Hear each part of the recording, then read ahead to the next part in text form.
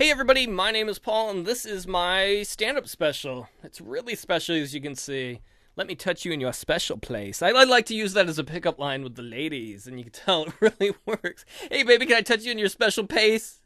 Pace? In their pacemakers. I love to hit on old ladies. I'm always at the old folks' home. Hey wrinkly lady, you got some Sega teas for me?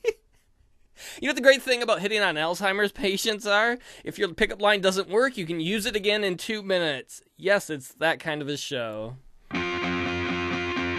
It's the Paul Rodenburg Super Shitty Comedy Special! It's super shitty! You remember when you were a kid and you, boom, boom. Boom, boom. That's how I dance. It's an assault to your senses. I'm gonna break down your wall. Your defense wall. That's what I call your pants. It doesn't, I don't know. I just bump up against the pants. I don't know much about sex. Can somebody draw me a diagram? They'll be like, this thing goes in this thing. When you try and fit the pee holes into each other, it doesn't work. I tried it. That's how Justin was invented. 2 knights were riding at each other and they're like, what are you guys doing? Nothing. We invented a new sport. We call it jousting. And then later on, their lances got bigger and bigger, because you know how guys are. How big is your lance? Well, it's about 5 feet. True. Ladies like a big lance. Do you remember when you were a kid and your parents would congratulate you on things that only parents congratulate kids on?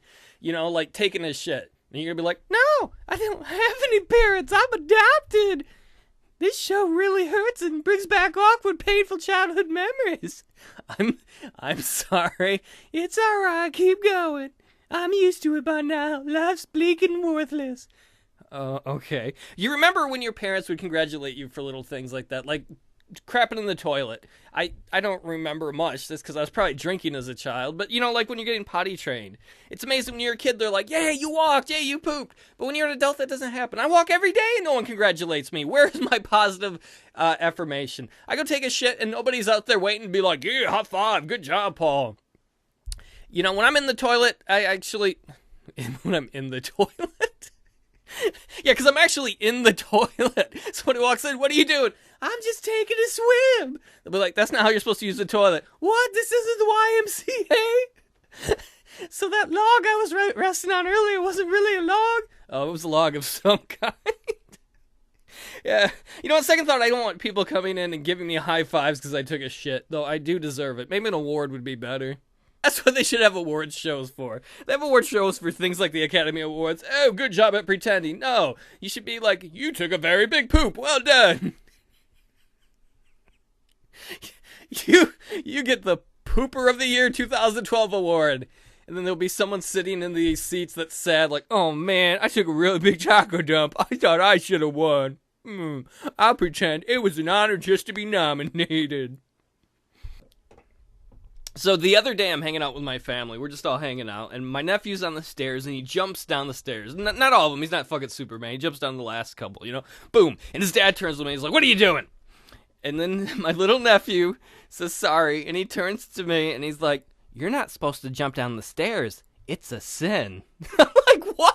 Since when is jumping down the stairs a sin? Somehow I don't remember reading that in the Bible. Not that I'm taking my little nephew to task for not being a theologian. You're 4 years old. Why don't you know the entire Bible? At your age, I was busy pooping myself.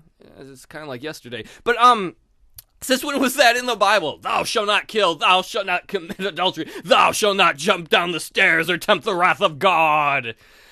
You know, if that was the case, then I guess you better not commit adultery while jumping down the stairs. It's kind of a double whammy. I'm not quite sure how you would do that. I would guess that she gets down at the bottom of the stairs and, opens up her legs. It's the sound her legs make when they open. Oil can, dick and can. Apparently that's how a woman talks. She moves her legs. Apparently I don't know much about women, which would explain a lot, you can tell.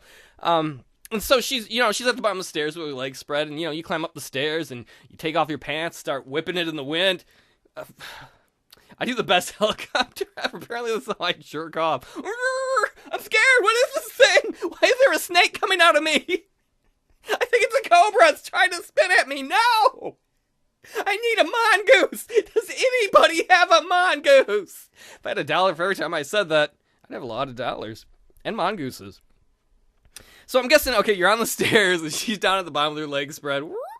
And so I'm guessing then you propel yourself off the stairs and jump, and while you're in midair, you'll be like, look out, baby, here I'm coming, I'm doing it. Here comes the boner plane trying to land in Vag Central Station. And hopefully you don't, hurt her, and hopefully you don't break your boner. In other related news, recently I had to go to the emergency room for a broken boner. You have to get a little boner cast. Everybody's like, you hard? No, it's boner cast. Broke my boner. They're like, you were committing 2 sins at once, weren't you? I'm telling God. Oh, he knows. He was there. He's everywhere. Some people say masturbation's a sin, and you know what I think? I think it's a good time. If any of you ladies agree, come on over, we'll have a masturbation party while I'm busy wrestling with my cobra. my garden snake. And I'll bring the confetti, ladies. For some reason, no one ever takes me up on that. I'm not quite sure why. And you know what? Trust me, it's fucking hard work. It hurts like hell getting all that confetti in your dick hole. So later on, you can have a confetti party. You need little tweezers. I mean, you need big tweezers. Fucking huge tweezers. Yeah, they're really big. It's like, oh, this is going to be worth it tonight. This is going to be worth it tonight. She's going to be so surprised when I cum confetti all over her face. It's going to be like a clown just jizzed on her. It's going to be like a birthday party assaulted her face. But the truth is, though, you probably, I'm never ever going to be able to actually use it. Because when you go to a bar, because that's like where you'd pick up a lady who'd probably let you confetti on her, you're going to get some drinks. And drinks flow right through you. So you're going to end up in the bathroom and you're probably going to piss it all out into the bar toilet. And you're just going to be like, oh, this is like colorful kidney stones. Rainbows hurt out of my penis. And you're just going to shoot confetti all over the toilet in the bar restroom, and you're going to leave. And the next person to come in is going to think that either a clown or a unicorn had diarrhea all over the place. And maybe that did. Clowneria. Clowneria. That's the kind of gonorrhea a clown gets. Wah, wah. Oh, Chuckles is sad. He got clowneria. Told you needed to stay away from that tramp Trixie. She's let every clown put their horn in her. Meep, meep. I don't know if that's working on Trixie's boobs, or it's a clown horn, or it's a little of both. When you grab a clown's boobs, do they make that noise? Beep, beep. Is a clown's vagina like a clown car? You open it up and you see like 50 clowns come out. You're like, ugh, I'm not going in there. Those clowns smell kind of fishy. Oh. This is sometimes a hard and bad world. There are a lot of bad people in it, unfortunately. And I thought I'd take a moment to use this platform to help raise awareness about something that is near and dear to me, and that's child safety. So I decided I'd write a little song about child safety. So if you can, please get your little young ones and, gather them around the screen. Young daughters and sisters, nephews and nieces. And here's my song on child safety for them, which I encourage them to learn and sing to their own friends too. So we can help raise awareness for child safety and keeps kids safe. Ready? Little kids. Ah, shit! Fuck you, little kids! Fuck! Okay, I'm gonna do that again. We're gonna edit that out. Little kids, keep your...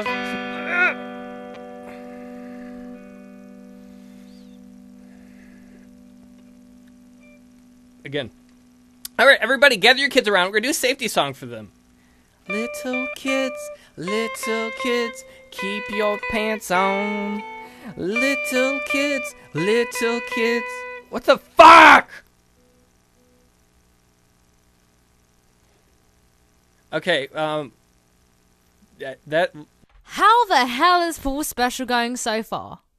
Good job. You're doing a good job, huh? Your special's doing pretty good. I know you work pretty hard on this. I'm getting pretty hard about this. I might just rub one off right now. That's how much I like your special. It's very special to me. You're special.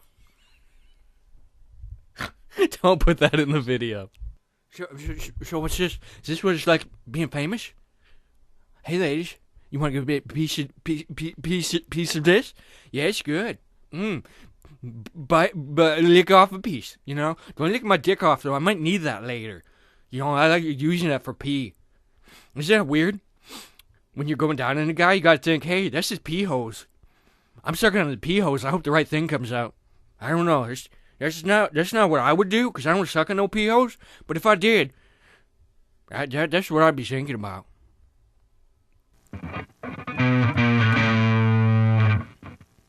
Today I went to the supermarket, and there wasn't anything super about it.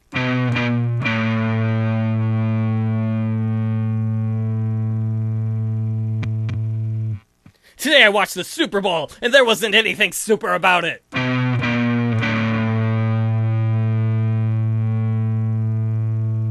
Today I went to McDonald's and asked to get it supersized, and there was nothing super about it.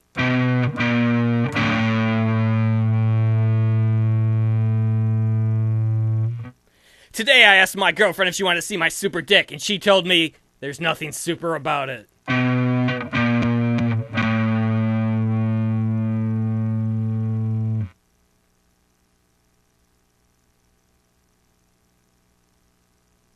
I like it loose. You like a loose vagina? Nobody likes a loose vagina. Nobody. It's a good place to hide a bomb if you're a terrorist. It's a good place to hide a terrorist if you're a bomb. I'm a bomb. I put my terrorist in a loose vagina. Look out for that. Last thing you want to do is put your dick in a vagina and be like, is that a terrorist in there? That's not Osama bin Laden, because they shot that motherfucker. But that feels like some Al-Qaeda dude. I feel that chin. I just got some paper cuts from the Quran. This is the video that people will watch and I'm going to get murdered over. Now I'd like to sing a bedtime song that my dad used to sing to me before bed. Let me, You better work hard. You better try hard. Life is hard. I was hard inside your mom. Daddy jeers. Come to think of it, that wasn't a very good bedtime song he used to sing me. When I was in school, and I don't really know if this was a holdover from the 80s or not, but once a year we'd have Pledge Not to Do Drugs Day. You know, and the teacher comes out and does all the anti-drug stuff. Drugs are bad for you. Don't be doing drugs. Don't smoke marijuana or Jesus will come out of your heart. And you're like, what? Oh, Jesus, you came out of my heart. What were you doing there? It's like, I don't know, man, but that shit was weird. I'm like, yeah. You know, or, I know somebody who looked at a picture of heroin once, and then they sold the baby to buy more. And that baby grew up to be baby Hitler. Because it's always like way overboard. So they'd put this dumb ass sheet of paper, this like really colorful printout, because that makes it cool because it's colorful. I don't want to do drugs because that paper is colorful. I don't want to be on Horse or Smack because I signed that colorful paper. So they put it on the fucking wall or on the door. It was usually on the door or right by the fucking door, so you'd have to go see it. And then the teacher's like, okay, everybody, you can get up and go sign it if you want to pledge not or to be drug free this year. Needless to say, you know, it's high school and most people are just like, whatever. So everybody basically goes up and signs it. And well, one of the things I always loved is the stoners would even always go up and sign it. And you're like, I know Dave there. He's going to be smoking on the corner. He's going to be smoking a joint on the corner right after school gets out. And when I was in high school, I was very much a nonconformist. So everybody else in the fucking class goes up one year and they sign it except for me. And the teacher's, you know, in front of the whole class, and she's like, Paul, aren't you going to sign it? I'm like, no. And she's like, oh, you don't want to pledge to be drug-free to avoid terrible, terrible drugs that can destroy your life like the rest of the class has? I'm like, nah, I want to keep my options open. And the thing is, it wasn't like I was going to run and do drugs. I wasn't like, yeah, I'm going to get my heroin fixed right now. Can we stop the class? Can we stop the class a second? I got to shoot up. Oh, that makes this bullshit class bearable. Because you know most of what you learn in school is bullshit. Most of it you never use, ever. It's dumb. It's so dumb. Even if you get the kids to go up and sign the paper, and usually you can, because most kids are like, oh, whatever, I don't give a fuck. You know, it's just a stupid-ass dog and pony show, so a bunch of idiot out-of-touch teachers, the social workers, and principals, and even some politicians can be like, oh, yes, we've helped stop drugs. We got someone to sign a pretty piece of paper. That'll solve their emotional problems that drugs won't. That'll solve the fact that their dad beats them, that they signed this paper. It's really out of touch people, you know? And even if you sign something like that, it has all the weight of a confession signed after torture, you know? Because someone was peer pressured into it. So here on the door to the class, is the colorful sign up that you're not going to do drugs. And everybody else in the class has signed it except for me. And the teacher's trying to peer pressure me into it. I'm like, I'm not going to do it. Because, trust me, when I was in school, peer pressure worked for me. It did not work on me. Those are stories I probably won't tell. But yes, I tell you what, peer pressure is great, kids, when you can make other dumb kids do the things that amuse you. That's all I'm saying. And so some of the kids who were a little more sheltered and middle class than I were like, oh, you're not going to sign this? You're going to do drugs? And I'm like, oh yeah, I'm all over that. I need all the drugs I can get. I'm all the drugs all the time. I'm like, can you shove a crack rock up my nose? I was like, can you give me an 8-ball to shove up my rectum? Oh, that's the only thing that gets me high anymore. That and fapping to the Golden Girls. Oh yeah.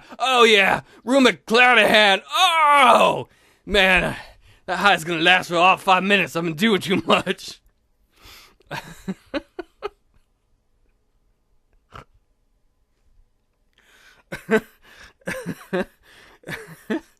Maybe that's why people my entire life have always thought I was on drugs or a stoner. All my life, in school and after that, people always assume I'm on drugs, and I don't know why. And that really always kind of pissed me off. The assumption that if you don't go sign this dumbass colorful sheet, like, look, it's got like 5 different colors, that you're not going to do drugs, that all of a sudden, because you don't sign that, you're going to be like, I don't know, snorting babies. Like, give me another baby, grind that baby up. Oh, man, that was good. Oh, you got any Chinese babies? I hear they're the shit. I mean, that's crazy, man. Oh. Next, what do you need to have? Like, pledge not to do murder day? In fact, that would maybe make more sense, at least in a place like Detroit. Zing. I love Detroit. Where you sign not to do murder because, that has all the weight of a legal document when you sign a colorful thing on the wall or the door at school. That's how you're really going to keep society in check. Because if you don't have kids signing, I'm not going to do drugs or I'm not going to do murder days, they're going to be running out in the streets murdering people. And the only way it would be worse is if they don't sign the murder sheet and the anti-drug sheet. Because they're going to be out there murdering people with drugs. They're going to be beating people to death with drugs. Officer, it was terrible. I had to watch them beat my husband Joe to death with a joint. Oh my God, there was blood and mud everywhere. And then they cut his head off and made it into a bong. I'm